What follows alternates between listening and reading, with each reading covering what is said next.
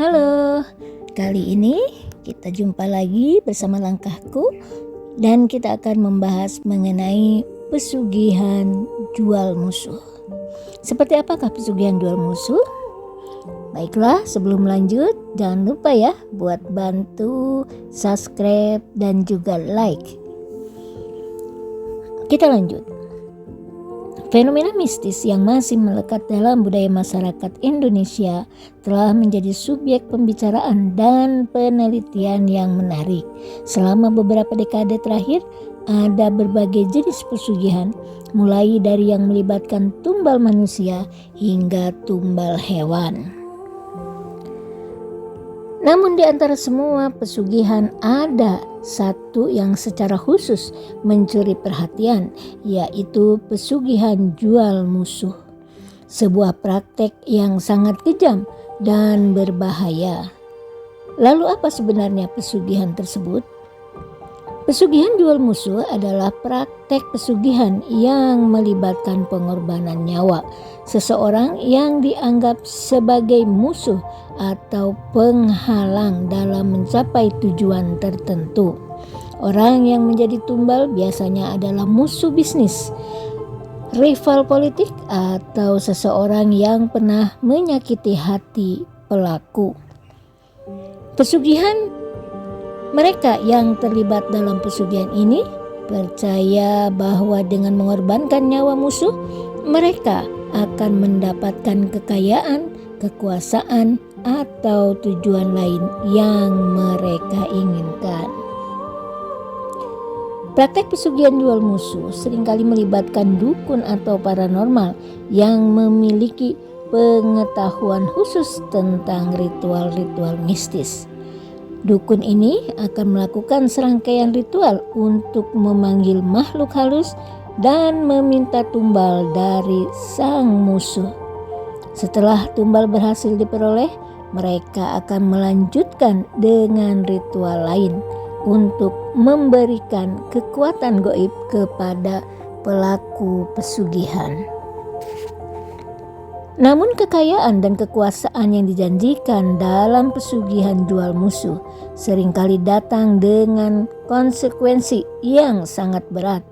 Pelaku pesugihan akan hidup dalam ketakutan konstan karena mereka selalu dibayangi oleh arwah korbannya. Selain itu, kesialan dan musibah akan menghantui hidup mereka. Seolah-olah harga yang harus dibayar untuk mencapai tujuan dengan cara yang sangat gelap. Ritual pesugihan ini akan mengadakan perjanjian dengan jin yang akan memberikan kekayaan. Tentu saja ada harga yang harus dibayar untuk seluruh kekayaan dan kekuasaan tersebut. Salah satunya adalah nyawa manusia. Pelaku pesugihan jual musuh harus menumbalkan nyawa seseorang untuk mendapatkan apa yang ia inginkan. Apa saja syarat pesugihan jual musuh?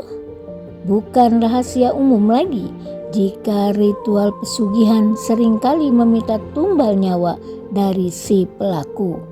Konon katanya, pesugihan yang menumbalkan nyawa akan mendapatkan jumlah kekayaan yang lebih besar daripada jenis pesugihan yang tidak menuntut tumbal nyawa. Sesuai dengan namanya, pesugihan jual musuh adalah sebuah ritual pesugihan yang menumbalkan musuh atau orang yang dibenci. Menurut kabar yang beredar, pelaku pesugihan jual musuh ini memiliki tujuan untuk mendapatkan kekayaan dan kekuasaan dalam waktu yang bersamaan. Seringnya ritual pesugihan jual musuh akan meminta si pelaku untuk menumbalkan nyawa orang-orang terdekat atau orang-orang umum di sekitarnya. Namun dalam ritual pesugihan jual musuh, si pelaku harus menumbalkan nyawa seseorang yang dia benci atau musuhnya.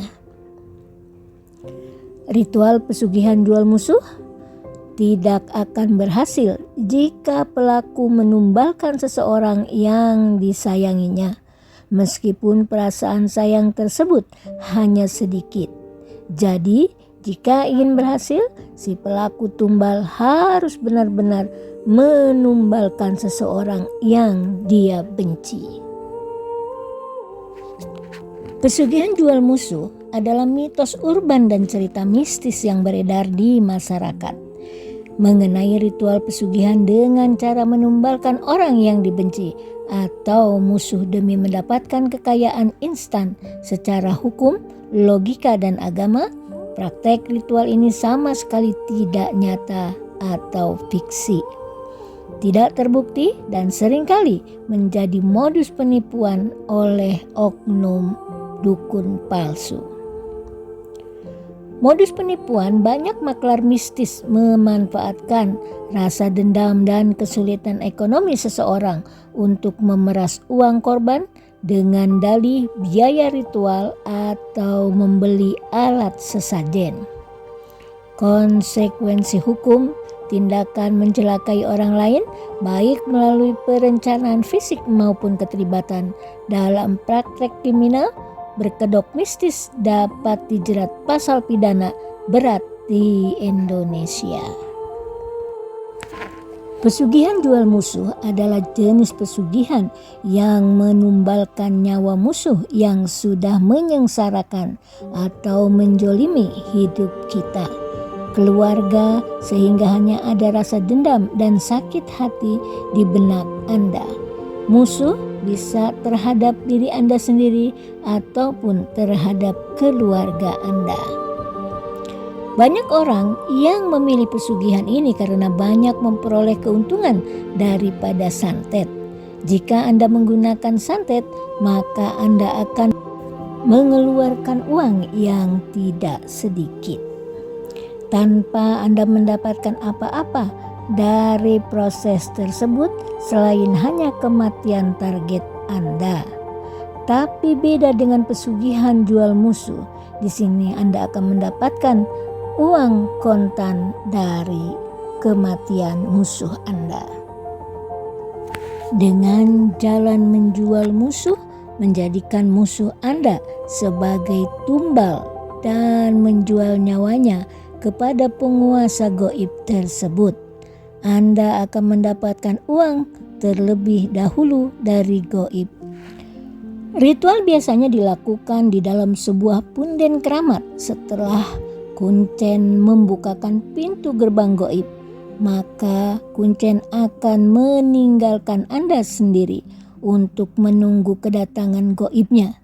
Dilarang keras memakai unsur warna merah saat ritual. Anda akan diberikan beberapa opsi saat ingin berinteraksi dengan gaibnya sesuai dengan nyali Anda, yaitu Anda bisa mendapatkan petunjuk melalui bisikan, mimpi, ataupun langsung berhadapan dengan gaib tersebut. Berhadapan pun ada dua metode, mau yang bertemu dengan wujud kasar atau berwujud halus. Dalam melakukan ritual pesugihan jual musuh, yang harus dipersiapkan adalah foto musuh yang akan ditumbalkan dan tentunya mahar untuk keperluan ritual di juru kunci. Praktek pesugihan jual musuh konon adalah lembut yang bersedia menukar nyawa manusia dengan sejumlah uang. Inilah asal mula keberadaan pesugihan jual musuh. Si pelaku mendapatkan sejumlah kekayaan dari musuh menjual orang yang pernah menyakiti dirinya dan keluarganya.